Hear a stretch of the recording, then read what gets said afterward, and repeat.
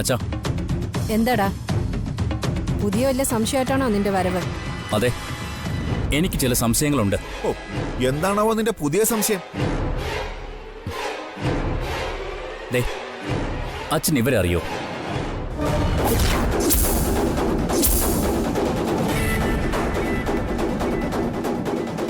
ഇവന്മാരുടെ ഫോട്ടോ ഇവനെങ്ങനെ കിട്ടി? അച്ഛാ, അച്ഛൻ ഇവരെ അറിയാമോന്ന്? അല്ല, ഇവരുടെ ഫോട്ടോ നിനക്കെങ്ങനെ കിട്ടി? ഓഹോ, അപ്പൊ അച്ഛൻ ഇവരെ അറിയാം. എവിടെ എവിടെ, ഞാനൊന്ന് നോക്കട്ടെ. അച്ഛൻ ഇവരൊക്കെ എങ്ങനെ അറിയാനാടാ? ഞാൻ ചോദിച്ചത് അമ്മയോടല്ല, അച്ഛനോടാ. അച്ഛനാണ് മറുപടി പറയേണ്ടത്. ഇവന്മാരെ എങ്ങനെ അച്ഛനറിയാം? എനിക്ക് ഇവന്മാരെന്നറിയില്ല. അത് കള്ളം, പച്ചക്കള്ളം. അച്ഛൻ ഇവരെ അറിയില്ലായിരുന്നുവെങ്കിൽ അച്ഛന്റെ ചോദ്യം ഇതാവില്ല. ഈ ഫോട്ടോസ് എനിക്ക് എങ്ങനെ കിട്ടി എന്നാവില്ല അച്ഛൻ ചോദിക്കുന്നത്. ഇതാരാ, എന്താ എന്നായിരിക്കും അച്ഛന്റെ ചോദ്യം വരുന്നത്. പക്ഷെ അതല്ലല്ലോ ഇവിടെ ഉണ്ടായത്. നീ എന്താടാ അച്ഛനോട് പോലീസ് മുറ എടുക്കുവാണോ? അമ്മ മിണ്ടരുത്. ഞാൻ ചോദിച്ചതിന് അച്ഛൻ മറുപടി തരണം. ഇവര് സിദ്ധുവിടനെ കൊല്ലാനായി അവസരം നോക്കി നടക്കുന്നവരാ. 1-2 പ്രാവശ്യം അവരതിന് ശ്രമിക്കുകയും ചെയ്തു. അങ്ങനെയുള്ള ഈ ക്രിമിനൽസുമായി അച്ഛൻ എന്താ ബന്ധം? എടാ, നിന്റെ ഭ്രാന്തി ഇതുവരെ മാറിയില്ലേ? അമ്മ ഇതിൽ ഇടപെടരുത്. എടാ, എന്താ നിന്റെ ഉദ്ദേശം? സിദ്ധുവിനെ ആരെങ്കിലും കൊല്ലാനോ ഉപദ്രവിക്കാനോ ശ്രമിച്ചതിന് അതിന് ഞാനാണ് സമാധാനം പറയേണ്ടത്. ഓ, എന്നെ കൊണ്ട് സമാധാനം പറയിപ്പിക്കാനാണോ നീ കച്ചവെട്ടുന്നത്? ഋഷിയേട്ടൻ ഈ ഫോട്ടോകളുമായി പോലീസ് സ്റ്റേഷനിലേക്ക് പോയിട്ടുണ്ട്. ആ, പോയിട്ട് വരട്ടെ. അപ്പോ മിക്കവാറും അച്ഛൻ സമാധാനം പറയേണ്ടി വരും. അബി, മര്യാദയ്ക്ക് നിന്റെ വിചാരണ നിർത്തിക്കോ. അതാ നിനക്ക് നല്ലത്. അമ്മേ, എടാ, നിന്റെ അച്ഛൻ എന്തെങ്കിലും ചെയ്തിട്ടുണ്ടെങ്കിൽ, എന്തെങ്കിലും ചെയ്യുന്നുണ്ടെങ്കിൽ, എടാ, അത് നിന്റെ നന്മയ്ക്ക് വേണ്ടി മാത്രമാ. അല്ലാതെ ഞങ്ങൾക്കതിൽ ഒരു ലാഭവും ഇല്ല. നീ എന്താ മോനെ അത് മനസ്സിലാക്കാത്തത്? നിന്റെ നന്മയ്ക്ക് വേണ്ടി അച്ഛൻ ചെയ്യുന്ന പ്രവൃത്തികൾ നീ ചോദ്യം ചെയ്യരുത്. അച്ഛനെ അനുസരിച്ച് അടങ്ങി ഒതുങ്ങി കഴിഞ്ഞിരുന്ന മകനായിരുന്നില്ലേ നീ? ഇപ്പൊ അച്ഛനെ ചോദ്യം ചെയ്യാൻ മാത്രം തലയെടുപ്പും തന്റെയിടം ആയിപ്പോയി അല്ലേ? എല്ലാം ആ ദേവികയുടെ വേദോപദേശം. അവസരങ്ങൾ മുതലെടുത്ത് കാര്യങ്ങൾ വളച്ചു തിരിച്ചും മകനെ അച്ഛനെതിരാക്കാനുള്ള എല്ലാ വിദ്യകളും അവൾക്ക് വശമുണ്ട്. അവൾ പറയുന്നതെല്ലാം കേട്ട് നീ ഞങ്ങളെ ശത്രുവായിട്ട് കാണരുത് മോനെ. ഞാൻ ആരെയും ശത്രുവായിട്ട് കാണുന്നില്ല. അച്ഛന്റെയും അമ്മയുടെയും സ്ഥാനവും ഞാൻ മറക്കുന്നില്ല. പക്ഷെ എനിക്ക് ഒറ്റ ലക്ഷ്യമുള്ളൂ, സത്യം തെളിയണം. അച്ഛന്റെ പുറത്ത് അകാരണമായി ഒരു അപരാധവും വന്ന് പതിക്കരുത്. അതുകൊണ്ടാണ് ഞാൻ ഈ ചോദ്യങ്ങൾ അച്ഛനോട് വന്ന് ചോദിച്ചത്. മറുപടി പറയാൻ താല്പര്യമില്ലെങ്കിൽ ഞാൻ അച്ഛനെ നിർബന്ധിക്കുന്നില്ല. പക്ഷേ എന്റെ ഇന്റൻഷൻ എന്താണെന്ന് നിങ്ങൾക്ക് 2 പേർക്കും മനസ്സിലായി കാണുമെന്ന് ഞാൻ പ്രതീക്ഷിക്കുന്നു.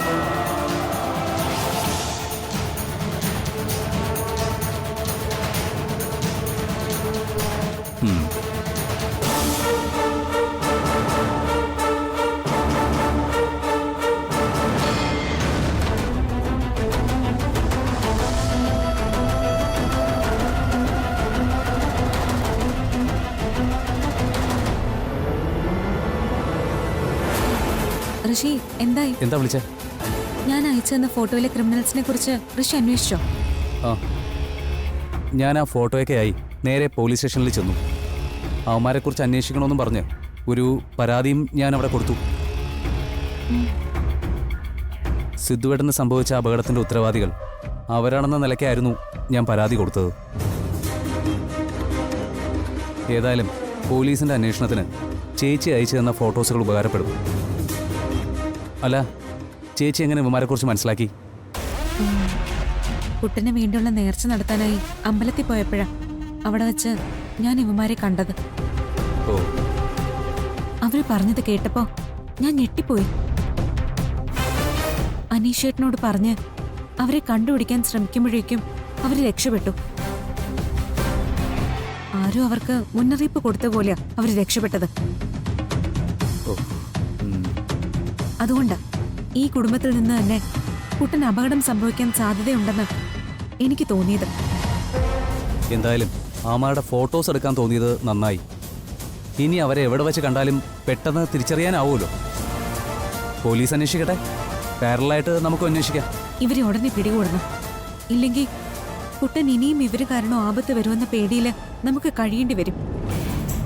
ഇവന്മാരെ മാത്രല്ല, ഇവന്മാരെ നിയന്ത്രിക്കുന്ന ആരോ ഒരാൾ ഇവരുടെ പിന്നിലുണ്ട്.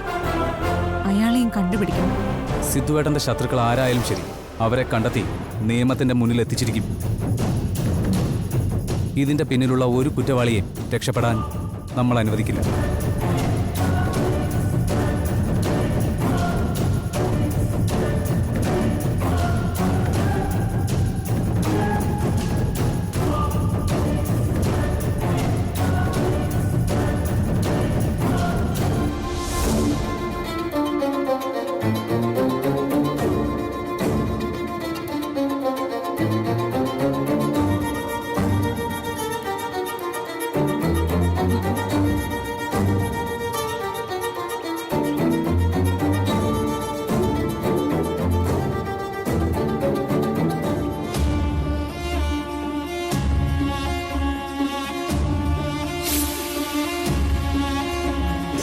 എത്ര നേരം വെയിറ്റ് ചെയ്തെന്നറിയാം. എന്താ വരാതിരുന്നത്? ശില്പല്ല വരാതിരുന്നത്. എന്താ വരാണ്ടിരുന്ന ശില്പ? പറ ശില്പ.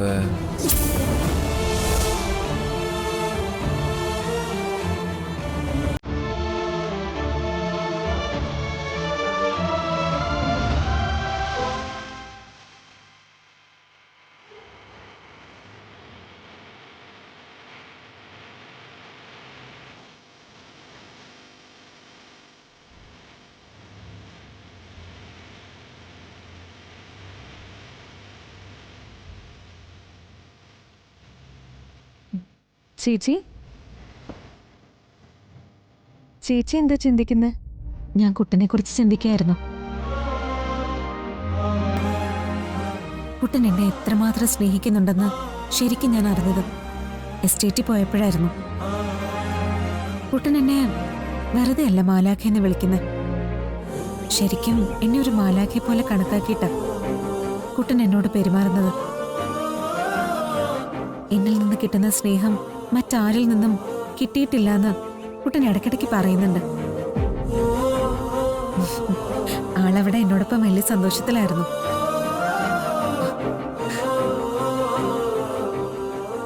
കുട്ടൻ്റെ ആ സന്തോഷം കണ്ടപ്പോഴേ ഞാനും ഒരുപാട് സന്തോഷിച്ചു.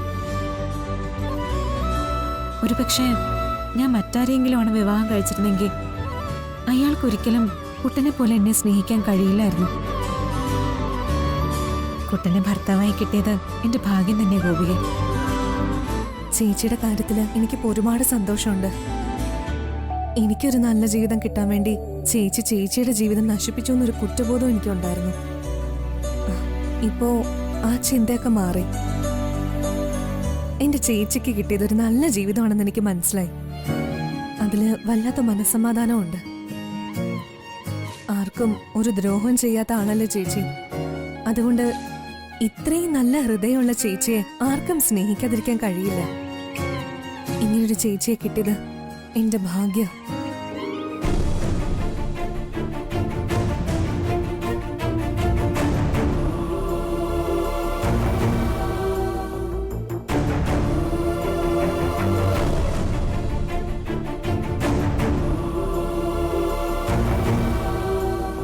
എത്ര നേരം വെയിറ്റ് ചെയ്തെന്നറിയാം. ശില്പല്ല വരാതിരുന്നത്. എന്താ വരാതിരുന്നത്? എന്താ വരാണ്ടിരുന്ന ശില്പ? പറ ശില്പ.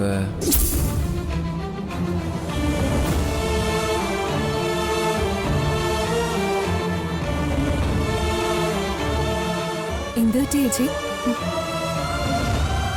ചേച്ചി എന്താ പെട്ടെന്ന് ഡിസ്റ്റർബ്ഡ് ആയതുപോലെ? അത് എന്താ ചേച്ചി? എന്തായാലും ചേച്ചി എന്നോട് പറ. അത് ഞങ്ങള് എസ്റ്റേറ്റിൽ നിന്ന് തിരികെ വന്നുകൊണ്ടിരിക്കുമ്പോ കുട്ടൻ നല്ല ഉറക്കത്തിലായിരുന്നു. ഉറങ്ങുന്നതിനിടെ കുട്ടൻ വീണ്ടും ആ പേര് പറഞ്ഞു, ശില്പ. ശില്പയെ കുറിച്ച് എന്തൊക്കെയോ കുട്ടൻ പറയുന്നുണ്ടായിരുന്നു. പക്ഷെ അതൊന്നും വ്യക്തമായില്ല. ഒന്നെനിക്ക് മനസ്സിലായി, കുട്ടനും ശില്പയും തമ്മിൽ വളരെ അടുപ്പമുണ്ടായിരുന്നു. എനിക്ക് അങ്ങനെയാ തോന്നിയത്. അതിലെനിക്ക് കുറച്ച് വിഷമമുണ്ടായി. എന്നിട്ട് കുട്ടൻ ഉറക്കത്തിൽ നിന്ന് എഴുന്നേറ്റപ്പോ ശില്പ ആരാണെന്ന് ഞാൻ കുട്ടനോട് ചോദിച്ചു. പക്ഷെ കുട്ടൻ അപ്പം അതൊന്നും ഓർമ്മയില്ലായിരുന്നു. ഇപ്പൊ എന്റെ ചിന്ത ഇതെല്ലാം അവഗണിക്കണോ അതോ ശില്പ ആരാണെന്ന് കണ്ടുപിടിക്കാൻ ശ്രമിക്കണോന്നാ. സത്യത്തിൽ നീ വന്നപ്പോ ഞാൻ ചിന്തിച്ചുകൊണ്ടിരുന്നത് അതാ. ഇപ്പോഴും ആ ചിന്ത എനിക്ക് വന്നത്.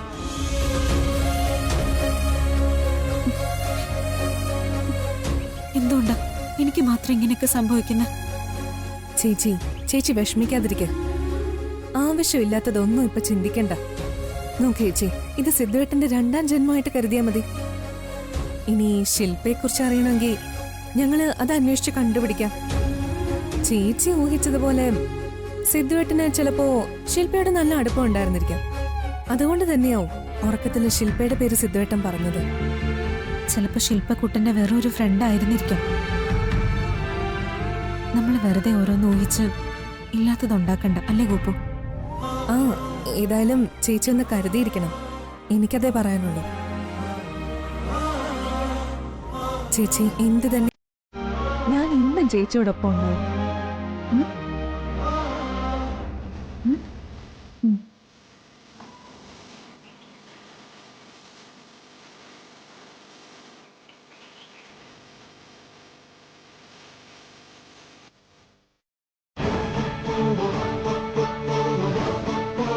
എന്താ മോളെ, എന്താ നിനക്ക് പറയാനുള്ളത്?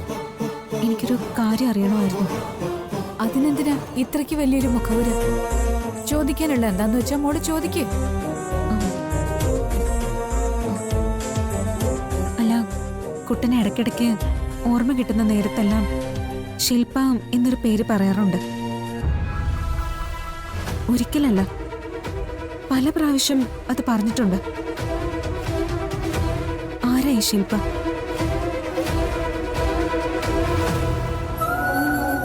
അച്ഛനും അമ്മയ്ക്കും ആ ശില്പയെക്കുറിച്ച് എന്തെങ്കിലും അറിയാവോ?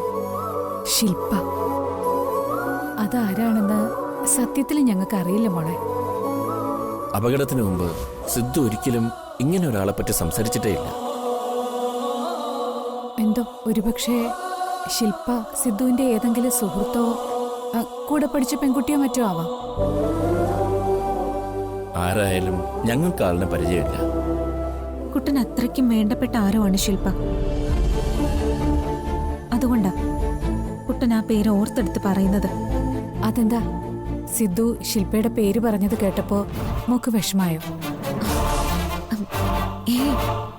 ഞാനെന്തിനു വിഷമിക്കണം? ഒരിക്കൽ ഓർമ്മ വന്ന് സിദ്ധു വിളിച്ചു പറയുമ്പോഴാ ശില്പയുടെ പേര് ഞങ്ങൾ ആദ്യമായിട്ട് കേൾക്കുന്നത് തന്നെ. ശില്പയെക്കുറിച്ച് ആലോചിച്ച് മോള് ടെൻഷനാവണം. മോള് സിദ്ധുവിൻ്റെ ഭാര്യയെ ഈ വീട്ടിലെ മരുമകളാണ്. അത് എന്നും അങ്ങനെ തന്നെയായിരിക്കും. സ്വന്തം ഭർത്താവ് മറ്റൊരു പെണ്ണിനെ കുറിച്ച് അടുപ്പം തോന്നുന്ന തരത്തിൽ സംസാരിക്കുമ്പോൾ ഏതൊരു പെണ്ണിനായാലും വിഷമം തോന്നും. ആ വിഷമം ദേവിയേക്കും തോന്നിയിട്ടുണ്ടാവും. അതിന്റെ ആവശ്യമൊന്നുമില്ല. മോള് സമാധാനമായിട്ട് പോട്ടെ. ചെല്ല്.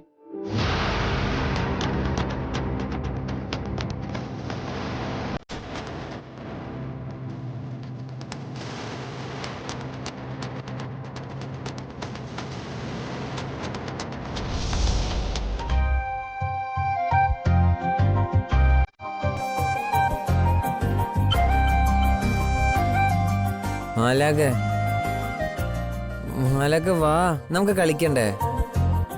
കുട്ടൻ അവിടെ ഇരുന്നോ. എനിക്ക് അത്യാവശ്യമായിട്ട് ചില ജോലികൾ തീർക്കാനുണ്ട്. അത് കഴിഞ്ഞ് ഞാൻ കളിക്കാൻ വരാം. ഓക്കെ?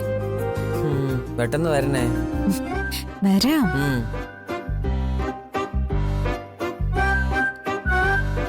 മാലാകെ, എന്താ കൂട്ടാ?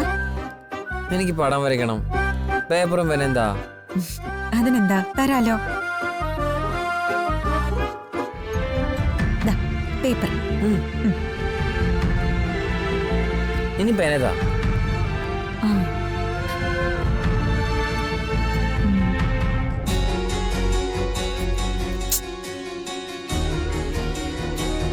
ആ, ഇല്ലേ, വേഗം താ. ഇപ്പൊ തരാട്ടോ.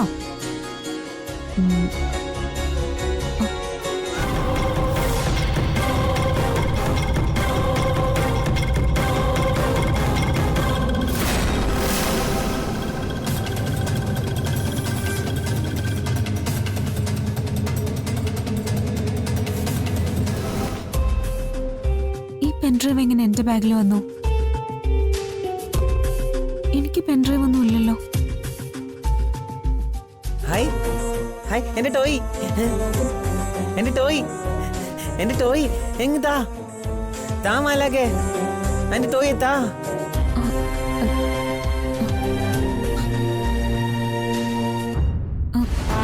കുട്ടന് ഇതറിയോ? പിന്നെ എനിക്കറിയാതെ, ഇതെന്റെ ടോയ് അല്ലേ? ഇതെങ്ങനെ എന്റെ ബാഗിൽ വന്നു? അതെ, അന്നൊരു ദിവസം മാലാക പുറത്ത് വെച്ച് കണ്ടില്ലേ? ആ, അന്ന് എന്റെ കയ്യിൽ നിന്ന് മാലാകയുടെ ബാഗിലേക്ക് നേരെ വീണതാ. ഓ, അതങ്ങ് താ മാലാക, എന്റെ ടോയ് ഇതാ, ഞാൻ കളിക്കട്ടെ. ഈ പെൻഡ്രൈവിനുള്ളിൽ എന്തായിരിക്കും? മാലാക ടോയ് താ താ. കുട്ടനിപ്പോ പടം വരയ്ക്കാൻ പോവല്ലേ? ആദ്യം പടം വരയ്ക്കും. ഈ ടോയ് ഞാൻ കുട്ടന് പിന്നീട് തരാം. അതുപോരെ? അത് മതി. പക്ഷെ പേപ്പർ മാത്രമേ തന്നുള്ളൂ. പേന എവിടെ? അയ്യേ. പേന തരാം. ആ, ദാ. കുട്ടാ, വരച്ചോട്ടോ.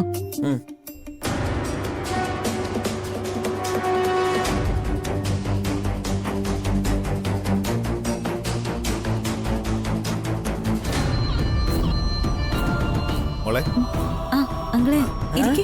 ഓ, ഇരിക്കുന്നില്ല മോളെ. ദാ, ഇത് ഋഷി മേഘമലയിൽ സിദ്ധുവിന്റെ പേരിൽ വാങ്ങിയ എസ്റ്റേറ്റ് നടത്തിപ്പിന്റെ റിപ്പോർട്ടാ. ആ, മോൾ ഇതൊന്ന് വെരിഫൈ ചെയ്യും. ശരി. ആ, പിന്നെ അതിൽ എന്തെങ്കിലും സംശയം ഉണ്ടെങ്കിൽ എന്നെ വിളിച്ചാൽ മതി. ശരി അങ്കിളെ. എളേച്ചാ, ആ, എന്താ മോനെ? അന്നേ എന്റെ കയ്യിൽ നിന്നൊരു ടോയ് കാണാതായി പോയില്ലേ? ആ, അതെനിക്ക് തിരികെ കിട്ടി. അത് മാലകയുടെ ബാഗിലുണ്ടായിരുന്നു. ഇപ്പോഴാണ് കിട്ടിയേ. ടോയോ? ഏത് ടോയ്? അല്ല, നീ എന്ത് ടോയിനെ കുറിച്ചാ പറയുന്നേ? ദേ, മാലകയുടെ കയ്യിലിരിക്കുന്ന വെള്ള ടോയ് ഇല്ലേ, അതിനെ കുറിച്ച് ഞാൻ പറയണേ.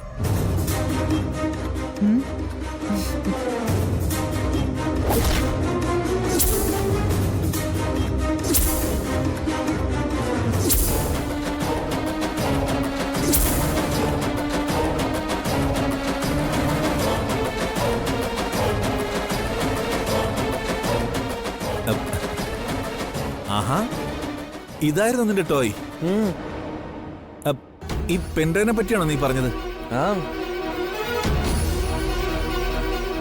സിദ്ധു സാറിന് അസുഖം മാറി ഇടയ്ക്ക് ഓർമ്മ കിട്ടിയപ്പോ ഇവിടെ വന്ന് പെൻഡ്രൈവ് എടുത്തോണ്ട് പോയതായിരുന്നു.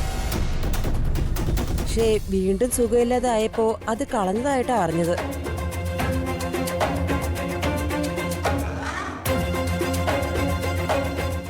ഓർമ്മ വന്നപ്പോ കുട്ടൻ ആദ്യം തിരക്കിയത് ഈ പെൻഡ്രൈവ് ആണെങ്കിൽ ഇതിനുള്ളിൽ എന്തോ പ്രധാനപ്പെട്ട വിവരങ്ങളായിരിക്കില്ലേ?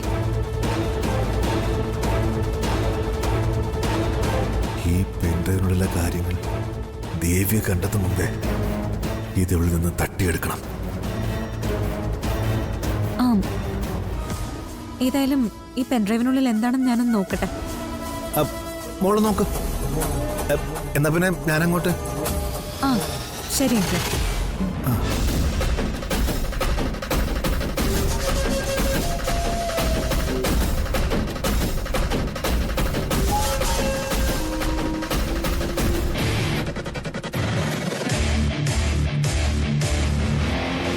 ശാലിനി ചെല്ല്.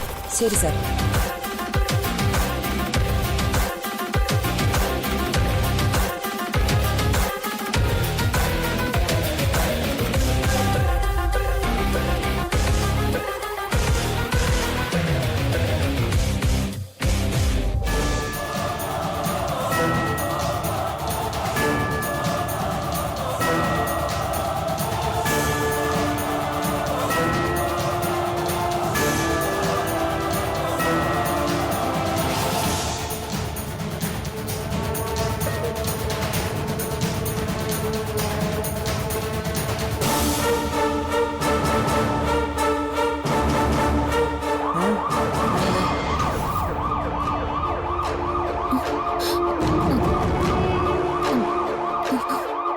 ഫയർ അലാം ആണല്ലോ. ഇപ്പൊ തന്നെ ഇറങ്ങും. ഇതെന്താ?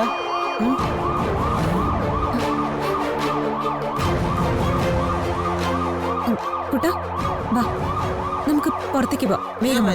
ഞാൻ വരുന്നില്ല, എനിക്ക് വരയ്ക്കണം. കുട്ട വന്ന് പറയട്ടെ, ഇവിടെ എന്തോ അപായം സംഭവിക്കാൻ പോവാ. ഒന്ന് വേഗം വാ. ഇല്ല, ഞാൻ വരില്ല.